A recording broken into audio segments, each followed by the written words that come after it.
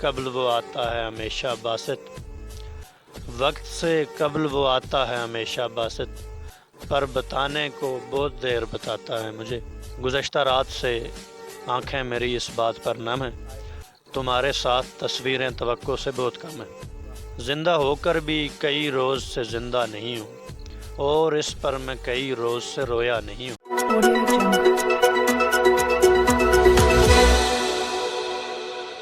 ہمارے ساتھ موجود ہیں اس وقت کشمیر کے ایک ابھرتے ہوئے نوجوان شاعر باسط علی راجہ، آئیے ان سے بات کرتے ہیں۔ السلام علیکم۔ وعلیکم السلام۔ سب سے پہلے تو آپ کی وقت کے لیے بہت بہت شکر گزار ہیں ہم۔ اس کے بعد آپ ہمیں اپنے سفر کے بارے میں آگاہ کیجیے گا تھوڑا سا۔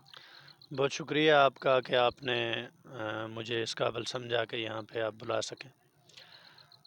باقی شاعری کے حوالے سے اگر آپ پوچھنا چاہیں تو شاعری کا سفر میں یہ سمجھتا ہوں کہ ایک شاعر کا بائی برتھ ہی ہوتا ہے، چونکہ شاعر پیدائشی شاعر ہوتا ہے، تو شاعر کی ساری زندگی اس کا سفر ہوتی۔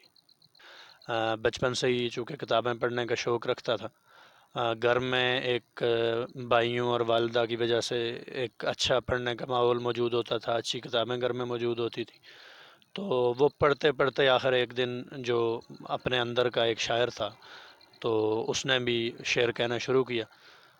تو شروع میں کتابیں اویلیبل تھی گھر میں پڑھا کرتا تھا، اور ایون چھوٹی عمر میں شروع میں مجھے یہ لگتا تھا کہ ایک بار بلکہ میرے ساتھ ایسا واقعہ پیش آیا کہ بھائی کہیں سے کتاب لائے تھے، تو میں بہت چھوٹا تھا، میرے خیال میں 4th یا 5th کا تھا، تو مجھے لگا کہ شاید یہ کتابیں بڑوں کے لیے ہوتی ہیں، چھوٹوں کے لیے نہیں ہوتی، تو میں نے اس کتاب کو بھائی سے چھپا کے پڑھا۔ فراز صاحب کی کتاب تھی۔ فراز صاحب ان دنوں میرے خیال سے حیات تھے، تو غزل بہانہ کروں کے نام سے فراز صاحب کی ایک کتاب پبلش ہوئی، تو مجھے لگا کہ یہ شاید چھوٹوں کے پڑھنے کی چیز نہیں ہے، مجھے شاید یہ برا بلا کہا جائے یا مجھے شاید ڈانٹ ڈپٹ ہو یہ پڑھنے کی وجہ سے، تو میں نے اس کتاب کو چھپ کے پڑھا۔ جب بھائی اسکول جاتے تو اس دوران میں پڑھتا، واپس آتے تو واپس اسی جگہ پر رکھ دیتا، تو شروع سے ہی کتابیں پڑھنے کا شوق تھا، اس کی وجہ سے یہ آج آپ کے سامنے جو بھی ہے۔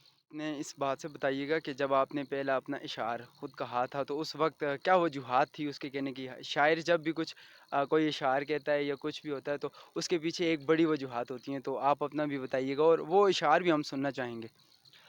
اچھا جی، میں سمجھتا ہوں کہ کسی اسپیسیفک وجہ کا ہونا ضروری نہیں ہے کسی شعر کہنے کے لیے، لیکن ایسا ضرور ہے کہ شاعر کی جو آبزرویشن ہوتی ہے، جو چیز وہ آبزرو کرتا ہے اس کو وہ اپنے شعر میں کہتا ہے۔ تو پہلی بار کہیں میرے خیال سے میں میٹرک میں تھا، اف آئی ایم رائٹ، تو میں نے ایک شعر کہا تھا کہ گزشتہ رات سے آنکھیں میری اس بات پر نم ہیں، تمہارے ساتھ تصویریں توقع سے بہت کم ہیں، تو اس سے ایک مجھے اندازہ ہوا کہ میں شعر کہہ سکتا ہوں، چونکہ شعر پڑھنے کا اور شعر کی پہچان الحمدللہ پہلے سے رکھتا تھا، اچھا برا شعر سمجھ میں آتا تھا، تو اس وجہ سے اس کے بعد میں نے بھی شعر کہنا شروع کر دی۔ حوالے میں اپنے اعزازات کے حوالے سے ہمیں آگاہ کیجیے گا تھوڑا سا۔ اچھا جی، میں بنیادی بات تو یہ ہے کہ میں سمجھتا ہوں کہ شاعر ہونا سب سے بڑا اعزاز ہے میرے لیے۔ دوسرا، پہلے میں ڈبیٹر ہوتا تھا اسکول ٹائم میں نے ڈبیٹ ایک ٹائم پہ چھوڑ دیا۔ اسکول ٹائم پہ میں آل کشمیر اسکولز کمپٹیشن جیتا ہوا ہوں ڈبیٹ کا، لیکن اس کے بعد انفارچونیٹلی میں ڈبیٹ کی طرف کنٹینیو نہیں کر سکا۔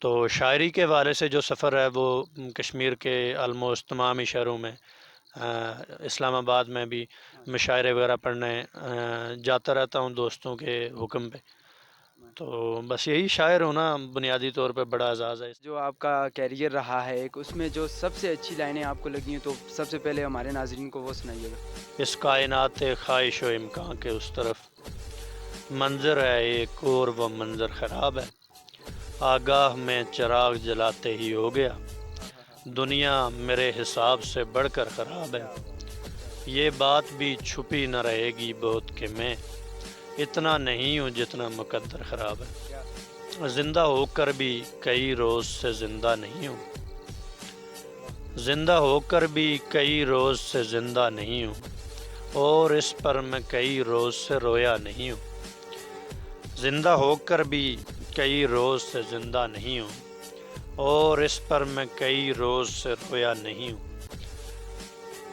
एक ही शख्स गवारा है ज़मीं पर मुझको, एक ही शख्स गवारा है ज़मीं पर मुझको, वो भी आवाज़ लगाए तो पलटता नहीं हूँ।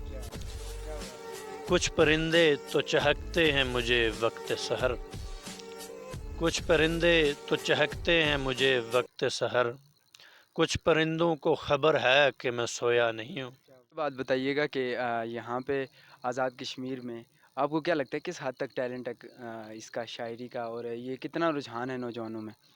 मैं ये समझता हूँ कि आज़ाद कश्मीर इस वक्त उर्दू गज़ल के दबस्तान में बहुत नुमायाँ मकाम रखता है, और आप कह सकते हैं कि आज़ाद कश्मीर उर्दू गज़ल में और शायरी में आप तमाम उर्दू स्पीकिंग ट्राइब्स में सबसे आगे समझ सकते हैं आज़ाद कश्मीर को।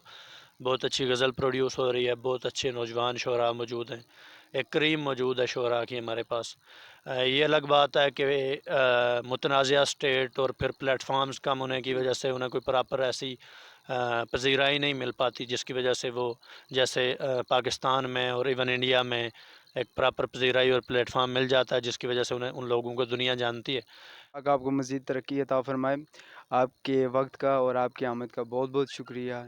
जी तो नाजरीन, ये था आज का हमारा प्रोग्राम। उम्मीद है आपको पसंद आया होगा। अपना फ़ीडबैक कमेंट सेक्शन में ज़रूर दीजिएगा और चैनल को लाजमी सब्सक्राइब कीजिएगा। इंशाअल्लाह मिलते हैं बहुत ही जल्द एक और वीडियो के साथ। तब तक दीजिएगा इजाज़त। अल्लाह हाफ़िज़। Audio Jungle.